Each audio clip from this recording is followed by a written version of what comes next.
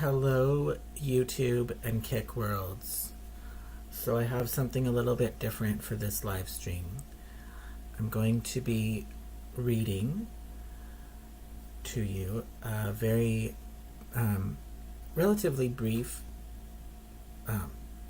book or presentation, I suppose you could call it, called Russian Colonization of North America. So this is history that I feel is not very well known, especially relating to the west coast of North America. I'm from the west coast of North America, and this history really wasn't taught in school. So even though it's the history of the region where I'm from. And so I want to present that today. Before I get into that presentation, you know, I am an academic, and it's part of my training to consider one's sources. So I tried to look into the provenance of this source, like where is this information coming from? So, and it was kind of interesting what I found. So I want to show you that before I get started. So for that I have to share my screen with you to show you. So I'm getting this from the Internet Archive, archive.org. It's public domain, okay, so there's no risk of copyright violations here, YouTube. And it was uploaded to this library in 2023, okay? And I tried to find out information about this person. So it was uploaded by somebody called Lars Anders Dernbach. And when I click on that name, I'm coming to, like, there's a lot of content that has been uploaded by this particular person, and it tends to all be historical content about history. Okay, and so, but there's no information about the author himself. And so then I started Googling to find out information about this person. I really couldn't find anything other than the same links to the same histories uploaded on the Internet Archive that we were just looking at. Interestingly, there are a few YouTube videos that do come up. So here's one that might, on YouTube, you click on it, and this channel was removed because it violated our community guidelines. Well, that, in my mind, gives this particular person an air of authority then. If YouTube had to remove it, he's got to be onto something. I mean, I'm being a little bit facetious, but I mean, that does not mean that it's incorrect. Not by any stretch. That means YouTube doesn't like what he's saying. So that makes me all the more interested in finding out about this person. Here he's coming up on YouTube again. Like, they all either say YouTube, or what we just saw, or there's this message too. Video unavailable. The video is no longer available because the YouTube account associated with this video has been terminated. So there's just no information on who this person is, but he's a prolific uploader of historical information, of historical accounts. And yeah, I'm not on LinkedIn, so I can't go to that. But anyways, I've scanned, like, read quickly this what I'm about to read now, and there's nothing that jumps out at me as being incorrect. It's all consistent with information that I already knew about Russia's history in North America. I said it wasn't taught to me in school, but I've read up on it myself. So there's nothing really wild, outrageous claims being made here that seem to be inconsistent with what I've already known. So I don't really have any reason to suspect that this is false information. Other than the fact that it's been taken down from YouTube, but that doesn't at all mean that it's false. So here we go. I'm going to start reading this now.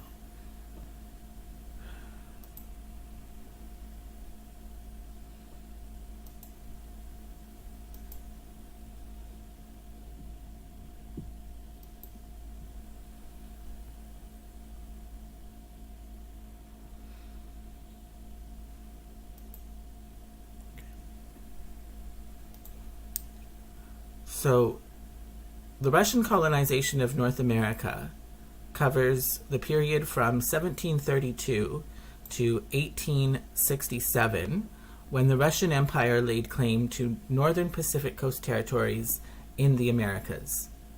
Russian colonial possessions in the Americas are collectively known as Russian America. Russian expansion eastward began in 1552, and in 1639, Russian explorers reached the Pacific Ocean. In 1725, Emperor Peter the Great ordered a navigator, Vitus Bering, to explore the North Pacific for potential colonization. The Russians were primarily interested in the abundance of fur-bearing mammals on Alaska's coast, as stocks had been depleted by overhunting in Siberia. The Battle of Sitka in 1804 played a pivotal role in the history of the Tlingit people and the formation of Russian Alaska. The site of the battle now forms Sitka National Historic Park, the oldest national park in Alaska.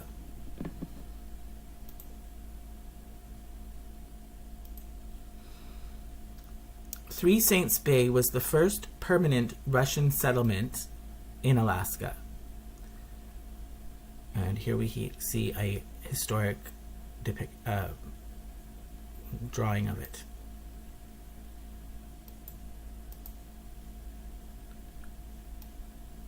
Bering's first voyage was foiled by thick fog and ice, but in 1741, a second voyage by Bering and Alexei Chirikov made sight of the North American mainland.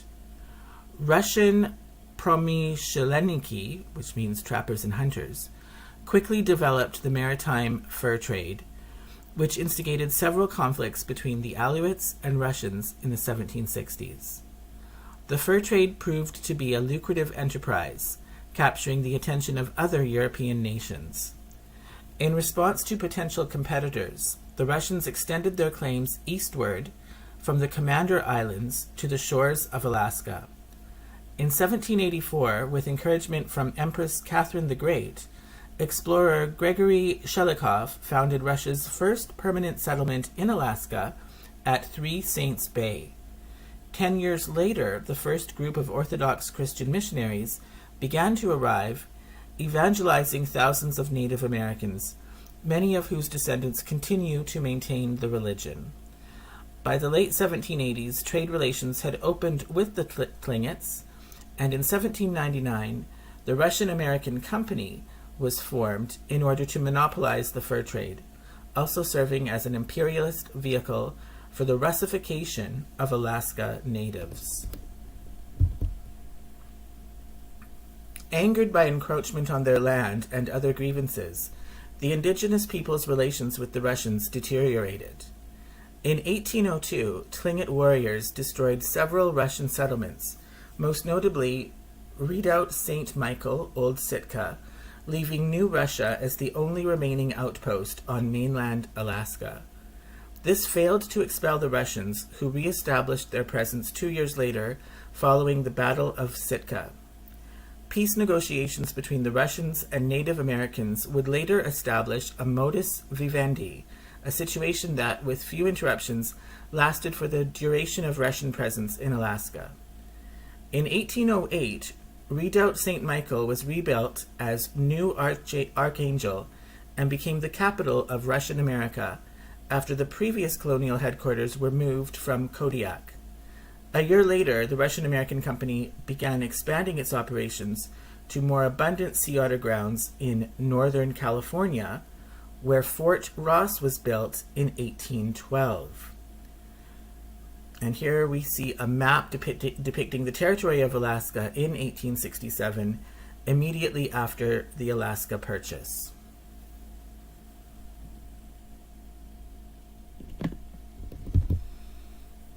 By the middle of the 19th century, profits from Russia's North American colonies were in steep decline.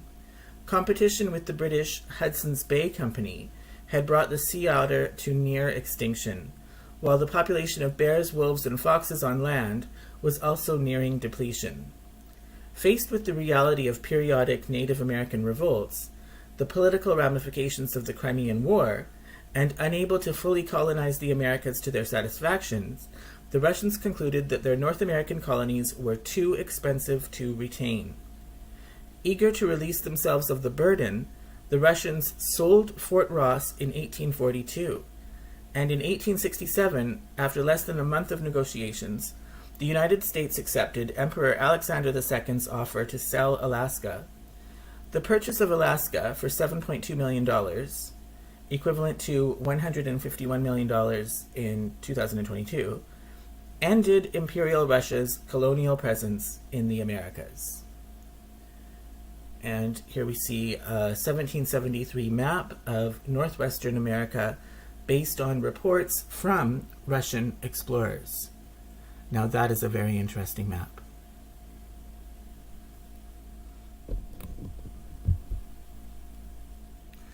Russian America was settled by Promyshelniki, merchants and fur traders who expanded through Siberia. They arrived in Alaska in 1732, and in 1799 the Russian American Company received a charter to hunt for fur.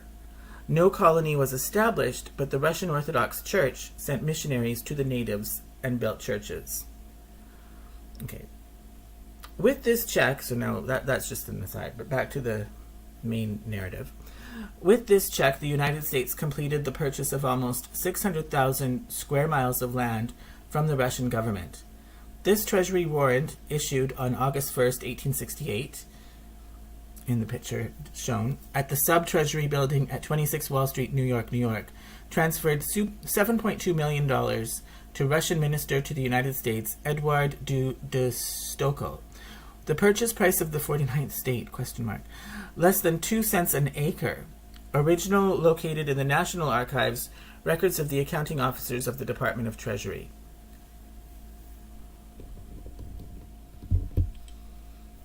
The earliest written accounts indicate that Russians were the first Europeans to reach Alaska. There is an unofficial assumption that Slavonic navigators reached the coast of Alaska long before the 18th century. In 1748, Semyon Dezhnev sailed from the mouth of the Kolyma River through the Arctic Ocean and around the eastern tip of Asia to the Anadyr River. One legend holds that some of his boats were carried off course and reached Alaska. However, no evidence of settlement survives. Dezhnev's discovery was never forwarded to the central government, leaving open the question of whether or not Siberia was connected to North America. Right. At that time, that was an open question, whether Siberia was connected to North America. Okay. Early map of Chukotka showing the route of Dezhnev expedition of 1648.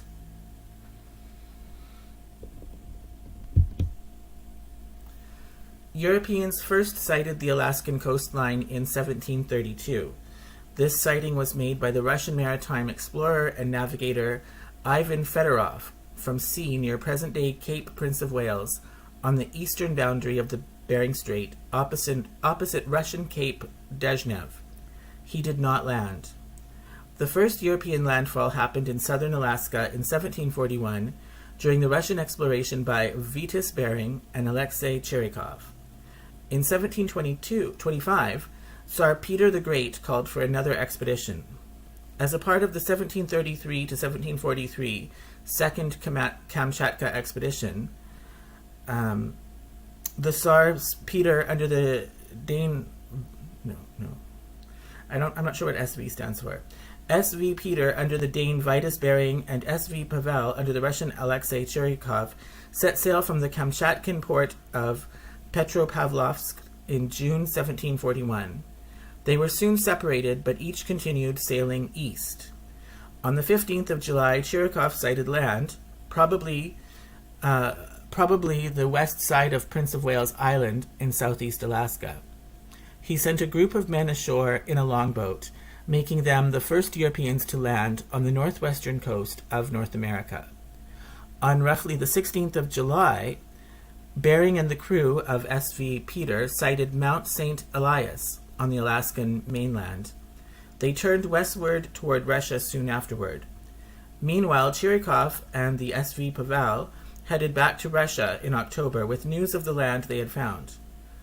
Due to the distance from central authority in St. Petersburg, and combined with the difficult geography and lack of adequate resources, the next state-sponsored expedition would wait more than 2 decades until 1766, when Captains Peter Krenitsyn and Mikhail Lekhozhov embarked for the Aleutian Islands, eventually reaching their destination after initially being wrecked on Bering Island.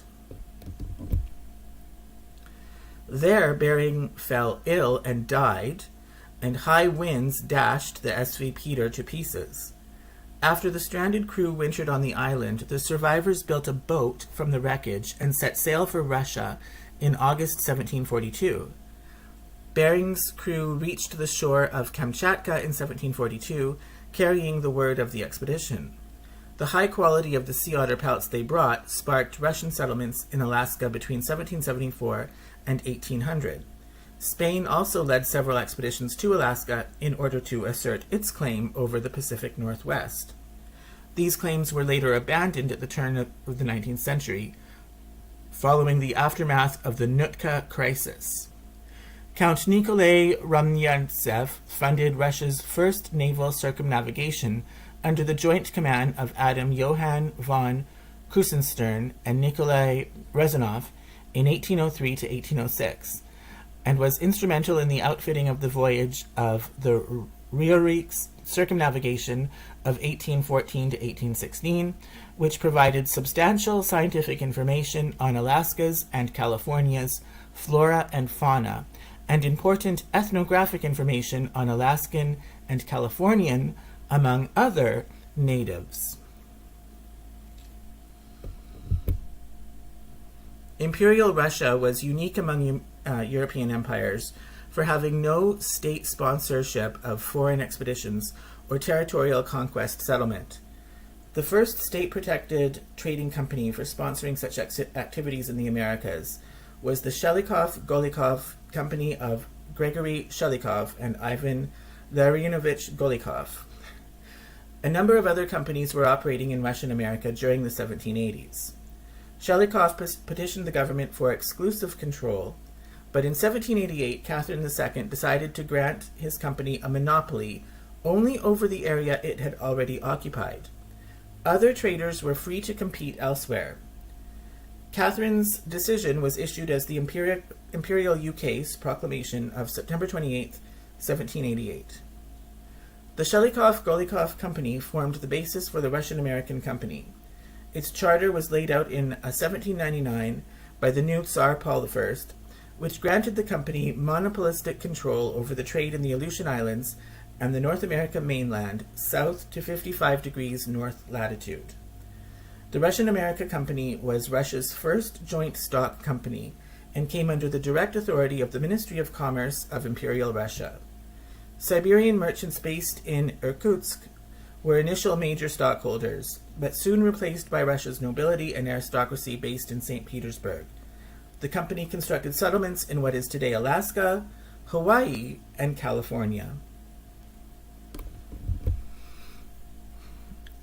The first Russian colony in Alaska was founded in 1784 by Gregory Shelikov. Subsequently, Russian explorers and settlers continued to establish trading posts in mainland Alaska, on the Aleutian Islands, Hawaii, and Northern California. The Russian-American Company was formed in 1799 with the influence of Nikolai Rezanov for the purpose of hunting sea otters for their fur.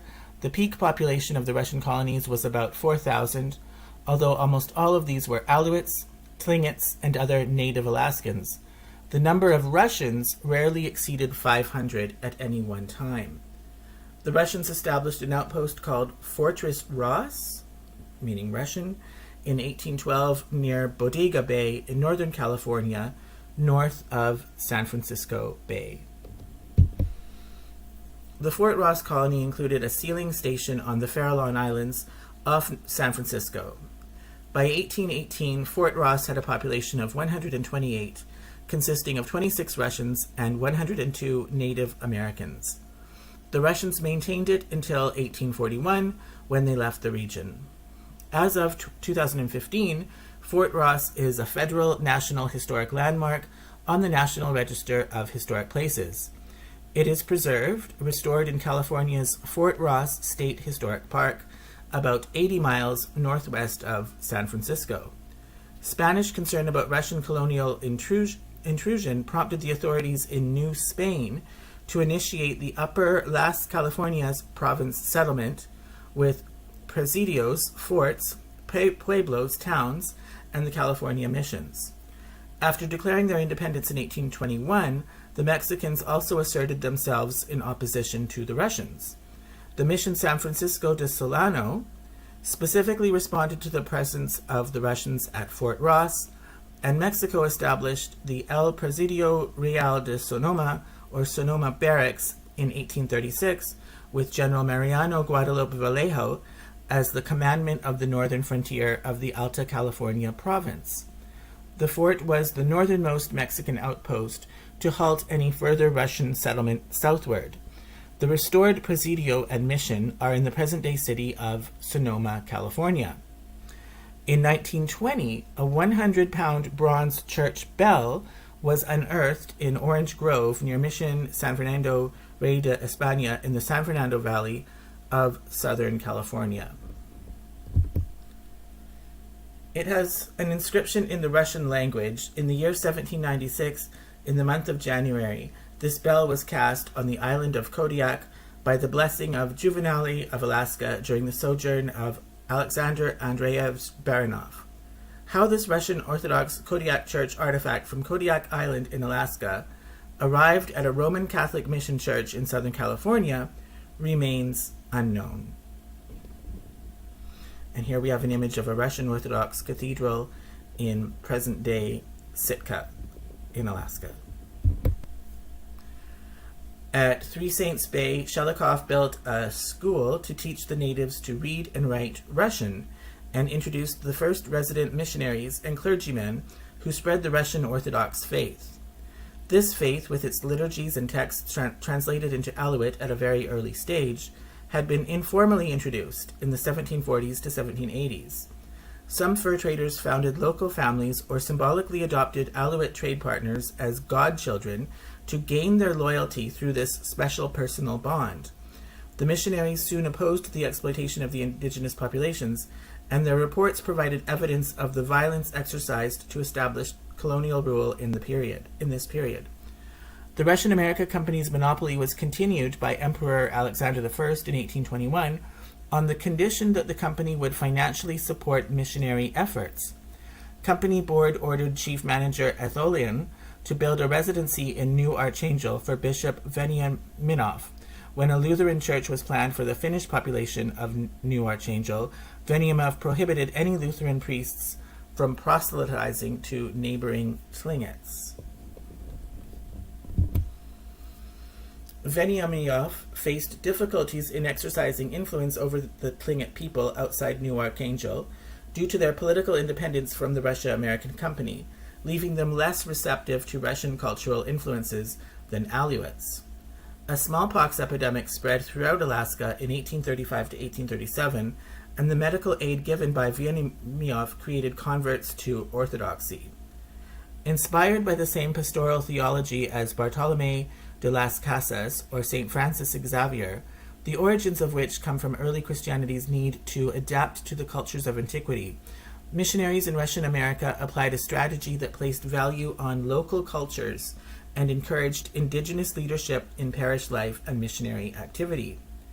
When compared to later Protestant missionaries, the Orthodox policies, in retrospect, proved to be relatively sensitive to indigenous Alaskan cultures. This cultural policy was originally intended to gain the loyalty of the indigenous populations by establishing the authority of church and state as protectors of over 10,000 inhabitants of Russian America. The number of ethnic Russian settlers had always been less than the record 812, almost all concentrated in Sitka and Kodiak.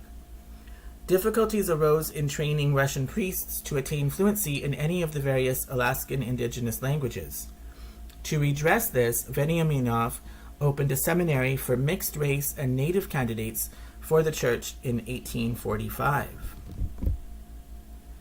Promising students were sent to additional schools in either St. Petersburg or Irkutsk, the later city becoming the original seminary's new location in 1858.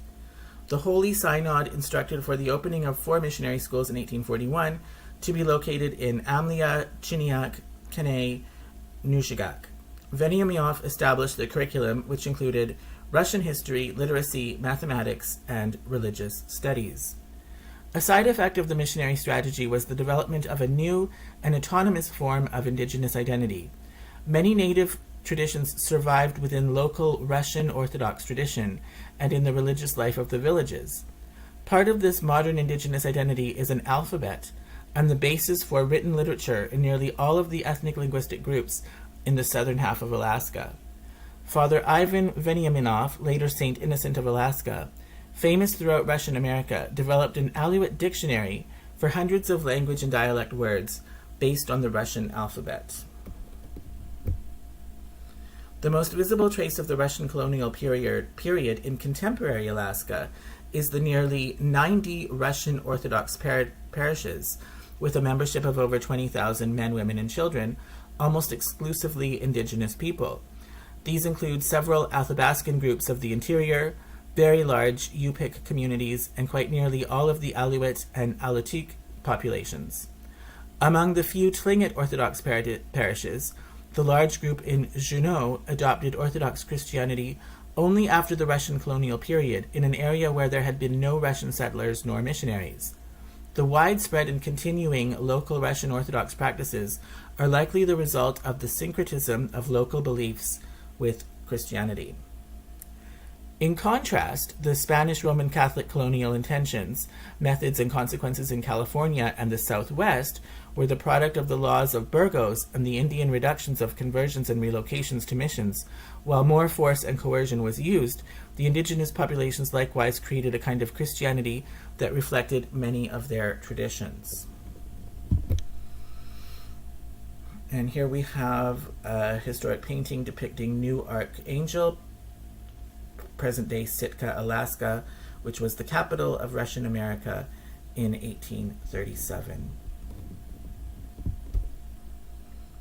Observers noted that while their religious ties were tenuous, before the sale of Alaska, there were 400 native converts to Orthodoxy in New Archangel.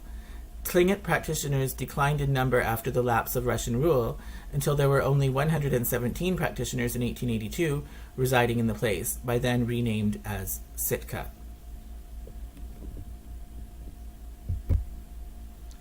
The city of Unalaska is the main population center in the Aleutian Islands. The city is the Aleutians' West Census Area, a regional component of the unorganized borough in the U.S. state of Alaska. Unalaska is located on Unalaska Island and neighboring Amaknak Island in the Aleutian Islands off mainland Alaska. The population was 4,254 at the 2020 census, which is 81% of the entire Aleutians' West Census area. Unalaska is the largest city in the unorganized borough behind Bethel. The Aleut Anangan people have lived on Unalaska Island for thousands of years. The Anangan, who were the first to inhabit the island of Unalaska, named it Wanalashka, meaning near the peninsula. The regional native corporation has adopted this moniker and is known as the Wanalashka Corporation. The Russian fur trade reached Unalaska when Stepan Glotov and his crew arrived on August 1, 1759. Natives, Russians, and their Alaskan Creole descendants comprised most of the community's population until the mid-20th century, when the involvement of the United States in World War II led to a large-scale influx of people and construction of buildings all along the strategically located Aleutians. And here we have photographs of Russian Orthodox Church in town in from June 1906.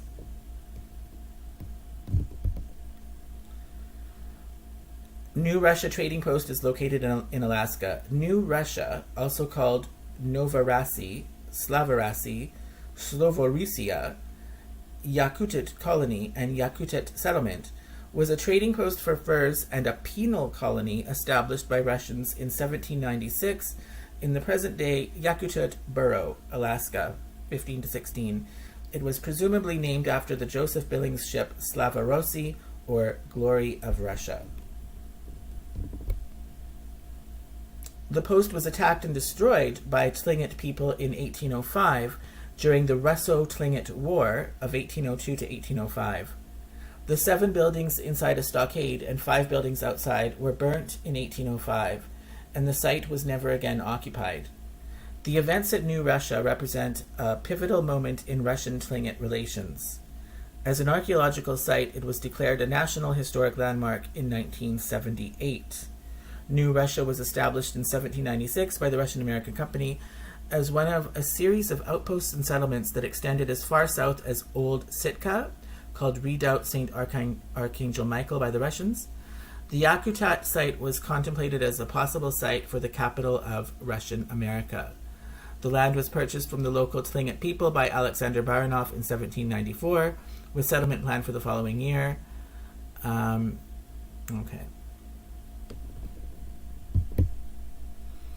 Tlingit are indigenous peoples of the Pacific Northwest coast of North America. Their language is the Tlingit language, in which the name means peoples of the tides. The Russian name Koloshi, or the related German name Kulishien, may be encountered referring to the people in older historical literature, such as Gregory Shelikov's 1796 map of Russian America. The Tlingit have a matrilineal kinship system, with children considered born into the mother's clan and property and hereditary roles passing through the mother's line. Their culture and society developed in the temperate rainforest of the southeast Alaskan coast and the Alexander Archipelago. The greatest territory historically occupied by the Tlingit extended from the Portland Canal along the present-day border between Alaska and British Columbia, north to the coast just southeast of the Copper River Delta in Alaska. The Tlingit occupied almost all of the Alexander Archipelago, except the southernmost end of Prince of Wales Island and its surroundings, where the Kagani Haida moved just before the first encounters with European explorers. The coastal Tlingit tribes controlled one of the mountain passes into the Yukon interior. They were divided into 3 tribes: the Chilkat Tlingit, along the Chilkat River and on Chilkat Peninsula, the Chilkoot Tlingit, and the Taku Tlingit, along the Taku River. Inland, the Tlingit occupied areas along the major rivers that pierce the Coast Mountains and St. Elias Mountains and flow into the Pacific, including the Alsek, Tachinishini, Chilkat, Taku, and Stikine rivers. With regular travel up these rivers, the Tlingit developed extensive trade networks with Athabaskan tribes of the interior, and commonly intermarried with them. Hoona, Alaska, a traditional Tlingit village near Glacier Bay, home of the Zuna Kawau. A partial timeline of modern Hoona history is below. So 1750s, Zuna was settled by clans fleeing glacial advance in Glacier Bay. 1880, the Northwest Trading Company built the first store in Hoona. 1881, the Presbyterian Home Mission and School was built. 1887, 450 to 500 people were wintering in the village. 1901, Hoona Post Office was opened. Downtown Sitka in 1984, so there's a photo of downtown Sitka in 1984. It was formerly known as New Archangel while under Russian rule. Okay, and then there's a smaller depiction, historic drawing of the same place. Russian Mission, Alaska. The first Russian-American company fur trading post on the Yukon River was established here in 1837. The settlement was recorded as a Kupik village called Ikogmiut, meaning people of the point, in 1842 by the Imperial Russian Navy explorer Lavrentiy Zagoskin.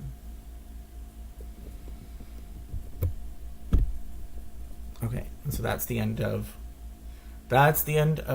it, folks. I'm going to leave it there for now, but I will have more to say on this topic at a later time. Peace out.